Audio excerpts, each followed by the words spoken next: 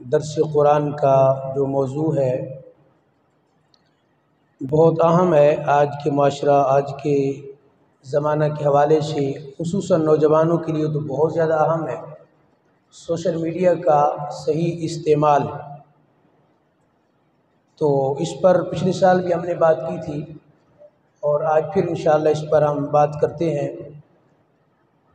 शुरू के अंदर ये बात ज़हन नशीन फरमा लें, बारहा हम एक चीज़ का ज़िक्र करते हैं कि कोई ऐसा मसला नहीं है कि जिसका हल कुरान के अंदर मौजूद ना हो। तो शायद किसी के ज़हन में ये ख्याल जाता हो कि ये एक मोहब्बत की बिना पे कह दिया जाता है, क्योंकि हम मुसलमान हैं, हमें कुरान से मोहब्बत है, तो इसलिए ये जुमला बोल दिया जाता है कि हर मसले का हल कुरान में मौजूद है। तो ऐसा नहीं है। सिर्फ जज्बात की बुनियाद पर कोई बात कर दी जाती हो या मोहब्बत की बिना पर कोई बात कर दी जाती हो, ये बात ठीक है कि ऐसा होता है। जहाँ बहुत मोहब्बत हो तो वहाँ ऐसे जुमले बोले जाते हैं, मुबालगा आराई से काम लिया जाता है। लेकिन यहाँ पे मामला कुछ और है। यहाँ जब हम ये कहते हैं कि कुरान में हर मसले का हल मौजूद है, तो ये बात जज्बात की वजह से नहीं कहा जाता, मोहब्बत की बिना पे नहीं कहा जाता, बल्कि ये हकीकत है कि क़यामत तक कोई मसला ऐसा नहीं होगा कि जिसका हल आपको कुरान में नहीं मिलेगा। हाँ, वहाँ तक पहुँचना हर शख्स पहुँच जाए ये ज़रूरी नहीं है। और इसकी मिसाल उलमा ने लिखी है। इस समुंदर के अंदर बहुत कुछ मौजूद है, लेकिन हर शख्स वहाँ जाके समुंदर की तह में जाके कोई चीज़ें लेके आए और वहाँ से वो ख़जाने और सारी चीज़ें ले आए, ये ज़रूरी नहीं है। लाज़िम बात है, जो उसके जानने वाले हैं, जो पहचानने वाले हैं, जिनके पास उलूम हैं, जिनको अल्लाह ने उतनी जहानत और फतानत अता फरमाई है, जो समुंदर में गौता जन होते हैं, उनको फिर ये मोती मिलते हैं। तो कुरान के अंदर मोती तो अंबार लगे हुए हैं, लेकिन ये ज़रूरी नहीं है कि हर बंदा कहे कि मुझे तो नज़र नहीं आ रहे। तो भाई आप इसलिए नज़र नहीं आ रहे कि आपके पास वो क्वालिटी ही नहीं है।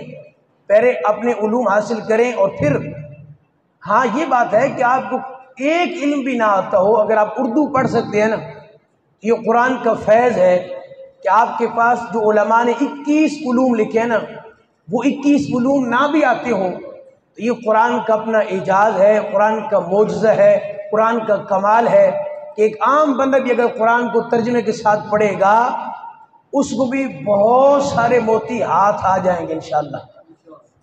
ये बात ज़हन नशीन फरमा लें। अब हमारा जो आज का है कि सोशल मीडिया का सही इस्तेमाल, तो क्या कोई बंदा ये नौजवान सवाल कर सकते हैं कि जी ये तो बाद का मसला है, उस वक़्त तो सोशल मीडिया नहीं था, इलेक्ट्रॉनिक मीडिया, प्रिंट मीडिया उस वक़्त तो नहीं था, तो फिर कुरान में इस मसले का हल कैसे हो सकता है? तो मैं कहता हूँ यही तो बात है मेरे रब के कुरान की। जो मसला बाद में पैदा होने वाले था उसका तज़किरा भी कुरान पाक के अंदर मौजूद है, हर शय का जिक्र।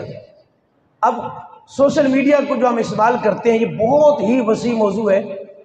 मुख्तसरन मैं अर्ज़ करूँगा इंशाअल्लाह, टू द पॉइंट हम बात करेंगे। सबसे पहली बात, जो शख्स भी ये सोशल मीडिया इस्तेमाल करता है, इलेक्ट्रॉनिक, प्रिंट, कहीं पर भी, उसके लिए पहली बात मैं अर्ज़ करने लगा हूँ, कुरान पाक की आयत है, इन्न सम्अ वल बसरा वल फुआद कुल्लु उलाइका कान अन्हु मसऊला। आपकी जो आँख है, आपकी जो कान है, आपका जो दिल है, तीन चीज़ें, सम, बसर, फुआद, तीन चीज़ों का जिक्र फरमाया, आँख, कान और दिल। फरमाया कुल्लु उलाइका कान अन्हु मसऊला। ये क़यामत का तज़किरा हो रहा है कि अल्लाह हर शय के बारे में तुमसे सवाल करेगा, इन तीनों से। क्या मतलब? इसकी तफसीर के अंदर, तफासीर में लिखा हुआ है कि आँख से क्या देखा, इसका सवाल होगा, कान से क्या सुना, इसका सवाल होगा, और दिल में क्या सोचा, किस शय के बारे में गौर करता रहा, तदब्बुर और तफक्कुर करता रहा। फरमाया इन तीनों चीज़ों का सवाल रब तुमसे फरमाएगा। अब आप कहेंगे कि इसमें तो सोशल मीडिया मौजूद नहीं है, तो इसके अंदर मौजूद है। आप एक जुमला बारहा सुनते होंगे, हमारी उर्दू का बहुत मशहूर जुमला है, कि सुनो सब की और करो अपने मन की। अरबी के अंदर भी ऐसे जुमले मिल जाते हैं। अब बज़ाहिर तो ये बड़ा खूबसूरत जुमला है कि सुनो सब की और करो अपने मन की, हालांकि शरअन ये बिल्कुल गलत है। ये जुमला शरअन बिल्कुल नामुनासिब और गलत है, इसलिए कि हमारे पास सुनन दारमी शरीफ की, इसके अलावा और कुतुब हदीस के अंदर वो रिवायात मौजूद हैं कि जिसमें अल्लाह के महबूब ने मना फरमा दिया कि सब की नहीं सुननी, सब की नहीं सुननी। आप कहेंगे हम तो बड़े ही हुए ये जुमला सुन सुनकर कि सुनो सब की और करो मन की, आप कह रहे हैं हुजूर ने मना फरमाया है। तो बिल्कुल सुनन दारमी की रिवायत है और इस पर कसीर सहाबा का अमल है। हज़रत अनस की शागिर्द का अमल मौजूद है, हज़रत अब्दुल्लाह इब्न अब्बास की शागिर्द का अमल मौजूद है, हज़रत इमाम इब्न सीरी रहमतुल्लाह अलैह का अमल मौजूद है। क्या कि सब की नहीं सुननी, सब की नहीं सुननी। सबसे पहले दारमी की रिवायत सुनिए। हज़रत उमर पाक रज़ियल्लाहु तआला अन्हु, हस्ती कौन है? हज़रत उमर पाक हुजूर की बारगाह में आए तो आपने देखा कि हज़रत उमर पाक तौरात की तिलावत कर रहे हैं, तौरात की, और असल तौरात की, अब वाली नहीं जो उन्होंने उसको उसमें तहरीफ कर दी है, असल तौरात। तो उमर पाक को शौक था कि कुरान का भी मुताला किया जाए और तौरात का भी मुताला किया जाए। अब सुनो सब की, हर एक को पढ़ो, जो मवाद हो सोशल मीडिया पे आपको पढ़ना चाहिए, इस पर मैं दलील दे रहा हूं कि नहीं पढ़ना चाहिए। ये बात गलत है कि जो सामने वीडियो आए आपने देखनी है, सुननी है। जो पोस्ट आपके सामने आए आपने उसको पढ़ना ही पढ़ना है, आपने उसको शेयर भी लाजमी करना है, फॉरवर्ड भी लाजमी करना है। इस पर मैं अर्ज कर रहा हूं कि ये बात गलत है, हर एक को नहीं सुन सकते। उमर पाक ने तौरात की तिलावत, असल तौरात के कुछ सफ़हात थे जो उमर पाक के हाथ में आ गए थे, असल तौरात के। तो मेरे आका के चेहरे का रंग मुतगय्यर हो गया। अब उसमें उमर, अगर मूसा अलैहिस्सलाम बज़ाते खुद भी जिंदा होते, अब तो वो पर्दा फरमा गए और आप तौरात को पढ़ रहे हैं। अगर इस किताब के साहिब किताब हजरत मूसा अलैहिस्सलाम भी जिंदा होते तो मेरी इत्तिबा के बगैर उनका गुजारा ना होता, मेरी पैरवी के बगैर उनका गुजारा ना होता। क्या तुम्हें कुरान काफी नहीं है कि तुम तौरात को पढ़ रहे हो? इसके ज़िमन में उलमा ने ये लिखा कि ये जुमला गलत है कि सुनो सब की और करो अपने मन की। तो उमर पाक किताब भी तो पढ़ रहे थे, कहा ये जुमला इसलिए गलत है कि सुनो सब की, कि किसी बद मजहब का, बद अकीदे का, किसी गैर मुस्लिम का, किसी ऐसे बंदे का जो खुद तो अकीदे से दूर है, इस्लाम से दूर है, उसका जुमला शायद आपके ज़हन में बैठ जाए, शायद में भी उसकी कोई बात आपके दिल में घर कर जाए और आप अपने दीन से दूर हो जाए। अब मुझे बताइए कि जितने लोग भी इधर उधर चले गए वो कैसे गए थे? जबरदस्ती उनको खींचा गया था? उन्होंने किसी से कोई जुमला सुना था, कोई ऐसी गैदरिंग थी, कोई ऐसे फ्रेंड्स थे, ऐसी तहरीर पढ़ ली, कोई ऐसा बयान सुन लिया, अपने दीन से दूर हो गए, गुमराह हो गए, बदमज़हब हो गए, कईयों ने इस्लाम को छोड़ दिया। क्यों? उन्होंने कोई ऐसी बात सुनी, कोई ऐसी बात पढ़ी। तो फरमाया कि ये जुमला गलत है। सोशल मीडिया का इस्तेमाल करते हुए जो सबसे पहली और बुनियादी बात मैं अर्ज कर रहा हूँ वो ये है कि हर एक को ना सुने, हर एक को ना पढ़े, इसलिए कि हज़रत इमाम इब्न सीरी रहमतुल्लाह अलैह जो बहुत बड़े ताबई बुजुर्ग थे, जो ख्वाबों की ताबीर के बहुत बड़े इमाम गुजरे हैं, वैसे भी बहुत बड़े इमाम थे। इमाम आज़म अबू हनीफा रहमहुल्लाह के ज़माना के, उनके पास एक शख्स आ गया, उसने कहा जी मैं हदीस सुनाना चाहता हूँ। हदीस अल्लाह के महबूब का फरमान।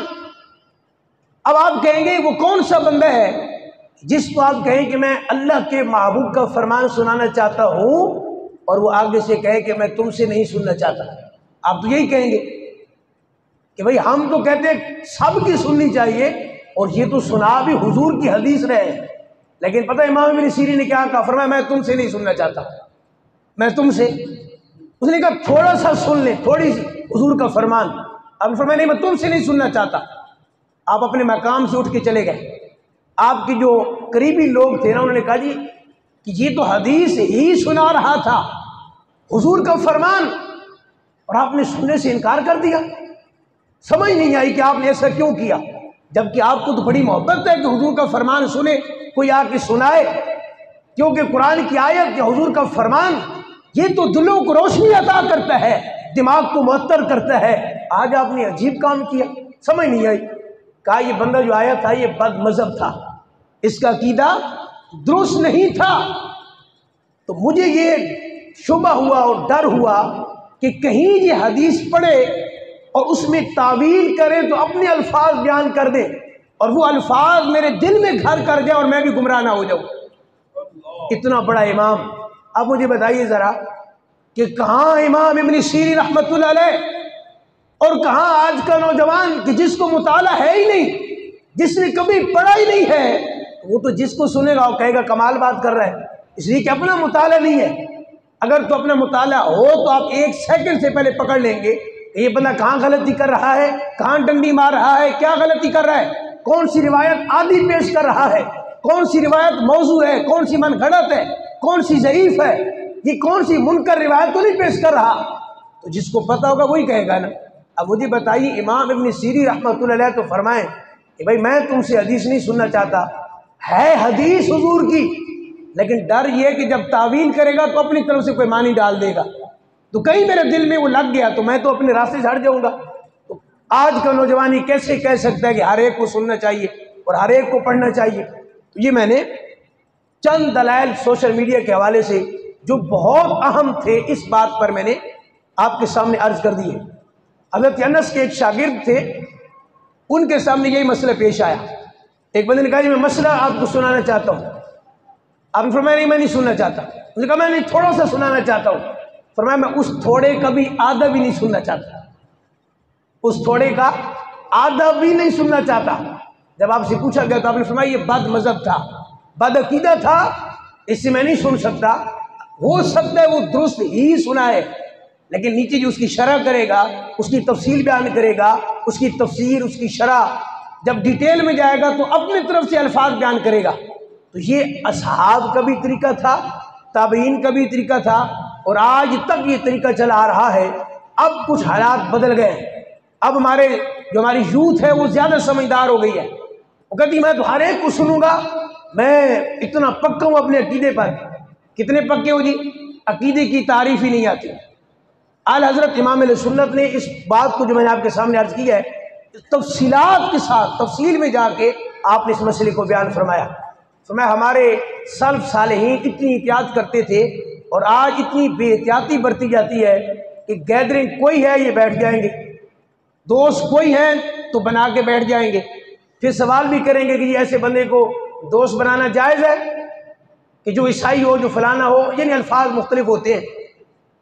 तो ये तो हदीस मौजूद है कि दोस्त के मज़हब पर इंसान होता है। क्या मतलब कि जो जिस गैदरिंग में आप बैठते हैं ना, जहाँ उठना बैठना आपका होता है, आप जितने मर्जी पक्के हों अपने आप को आप पक्के समझेंगे, लेकिन जिस गैदरिंग में आप उठते बैठते हैं, जब एक मसले पे बारहा बात होगी ना, तो आप अगर उसको कबूल नहीं करेंगे तो शुरू के अंदर आप शकूक व शुबहात में ज़रूर पड़ जाएंगे। जब आप शकूक व शुबहात में पड़े तो अगला वार करने में उसको बड़ी आसानी होगी कि शकूक व शुबहात में पड़ गए, अब वार कर दो। तो सोशल मीडिया का सही इस्तेमाल ये है कि आप उस बंदे को सुने या उस बंदे को पढ़े। ये पहला भी पॉइंट हमारा जिक्र हो रहा है कि जो दुरुस्त अकीदे पर हो, जो कुरान और हदीस की वाक़तन सिर्फ बात ही ना करता हो बल्कि वाक़तन कुरान और हदीस पर वो कायम हो। इस ज़िमन में दूसरा जो हमारा पॉइंट है वो ये है कि कुरान की एक दूसरी आयत है। वो क्या है? हमारे यहाँ ये होता है कि जो हमारे सामने चीज़ आए हम फ़ौरन उसको फॉरवर्ड कर देते हैं, आगे भेज देते हैं, आगे सेंड कर देते हैं और समझते हैं कि हमने बड़ा सवाब का काम किया है। हालांकि कुरान की आयत है या अय्युहल्लज़ीना आमनू इन जाअकुम फासिकुम बिनबइन फतबय्यनू, जब तुम्हारे पास कोई फासिक खबर लेके आए तो पहले उसकी जांच पड़ताल करो, उसकी तहकीक करो। अगर तो बात दुरुस्त है तो फिर ठीक है। हमारे कोई मैसेज आ जाए, व्हाट्सएप आ जाए, पोस्ट कोई हमारे सामने आ जाए, हम फौरन आगे बगैर सोचे समझे उसको आगे शेयर कर देते हैं।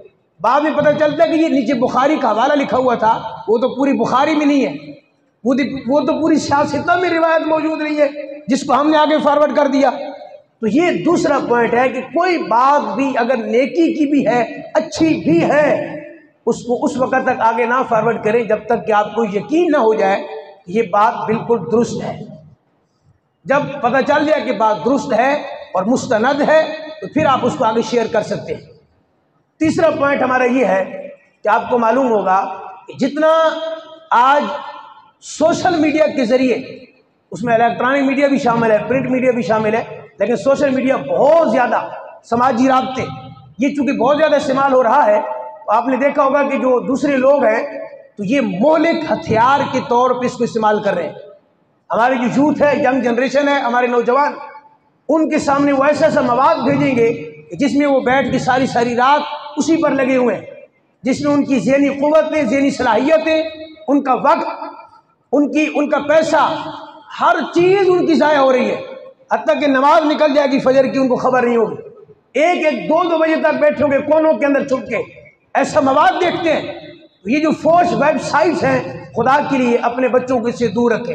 नौजवान अगर सुन रहे हैं तो ये इतना बड़ा एक हथियार है, इतनी बड़ी वार है, इतनी बड़ी जंग है कि आप इसको तस्वर नहीं कर सकते। सुल्तान सलाहुद्दीन अय्यूबी के दौर में ये सिलसिला शुरू हुआ था, आपने 12 पढ़ा होगा या सुना होगा। वो सिलसिला आज मौजूद है, उसको और इन्होंने रिन्यू करके आगे हमारे नौजवानों के सामने ला के खड़ा कर दिया कि इनके हथियार, इनके ज़हनी सलाहियतों को ख़त्म करो, इनके कुव्वतों को ख़त्म करो। ये अपना वक्त, अपना पैसा, अपनी ताकत, हर शय इस तरफ लगा दें। और ये मामला आज हमारे सामने हो रहा है। तो सोशल मीडिया का पॉजिटिव, मुस्बत इस्तेमाल करें, नेगेटिव इस्तेमाल ना करें, वरना इसका बहुत बड़ा नुकसान होगा। और कुरान से जुड़ जाइए, माह मुबारक चल रहा है। मैंने कल अर्ज़ किया था और 2 दिन पहले भी इंशाअल्लाह हमने 27वीं को इंशाअल्लाह हमने एक नियत की थी कि कुरान पाक का तर्जुमा पढ़ेंगे, तफसीर पढ़ेंगे और कुछ अबाब इंशाअल्लाह आज और कुछ को कल इंशाअल्लाह ये तर्जुमे वाला कुरान पेश किया जाएगा। और 27वीं को फिर सबसे इंशाअल्लाह ये कलाम लेके, सवाब लेके अल्लाह के महबूब सल्लल्लाहु ताला अलैहि वसल्लम की बारगाह में ये सवाब पेश किया जाएगा। और ये समझ लें कि बहुत बड़े काम का आगाज़ है। टाइम थोड़ा सा हो गया, तवज्जो करना, मुख्तसर सी बात, ये बहुत बड़े काम का आगाज़ है। यकीन जानिए, जिंदा मैं रहा या आप रहे, मौत का चूँकि कोई पता नहीं है, लेकिन ये बहुत बड़े काम का आगाज़ है। हमारी मस्जिद से इंशाअल्लाह कुरान की बात हो रही है और हर दर्स में, हर लम्हा, हर बयान में हो रही है कि आए उम्मत और कुरान से जुड़ जाए, आए नौजवान और इस किताब कुरान मजीद से जुड़े, अपना ताल्लुक इस कुरान से रखें। इस दुनिया में भी कामयाबी है और आखिरत के अंदर भी कामयाबी है। ये कुरान पाक है जो हर फितरत साहब को निकालने वाली है। ये किताब है जो हर परेशानी से निकालने वाली है। ये किताब है जो हर मसले का हाल इस किताब में ये किताब पेश कर रही है। आइए, ये किताब इनकिलाब और किताब हिदायत और किताब नूर है, इस किताब से जुड़ जाइए। अगर चाहते हैं कि कब्र का अंधेरा दूर हो और दुनिया की तारीकी भी दूर हो जाए, तो ये किताब है आपको हर मसले से निकाल के इंशाअल्लाह जन्नत के बाला खानों में दाखिल फरमा देगी। तो इस किताब से जुड़िए। तो ये सिर्फ इस वक्त चूंकि मेरे पास 2 मौजूद है, ये जिनको मैं दे रहा हूँ सिर्फ दे नहीं रहा, बल्कि इनकी कारकर्दगी ली जाएगी 27वीं को और फिर हुजूर की बारगाह में ये खिराज पेश किया जाएगा इंशाअल्लाह। हमारे एक तो हनीफ साहब बैठे हुए, माशाल्लाह, आप तशरीफ लाएं। ये 27वीं को इंशाअल्लाह जो तर्जुमा जितने भी 10-12 जितने भी पढ़ेगा इंशाअल्लाह हुजूर की बारगाह में इसको हम पेश करेंगे। और एक हमारे इस्लामी भाई तशरीफ फरमा है, कुछ को कल पेश किया जाएगा। दुआ रब ताला इसके ऊपर अमल करने की तौफीक अता फरमाए।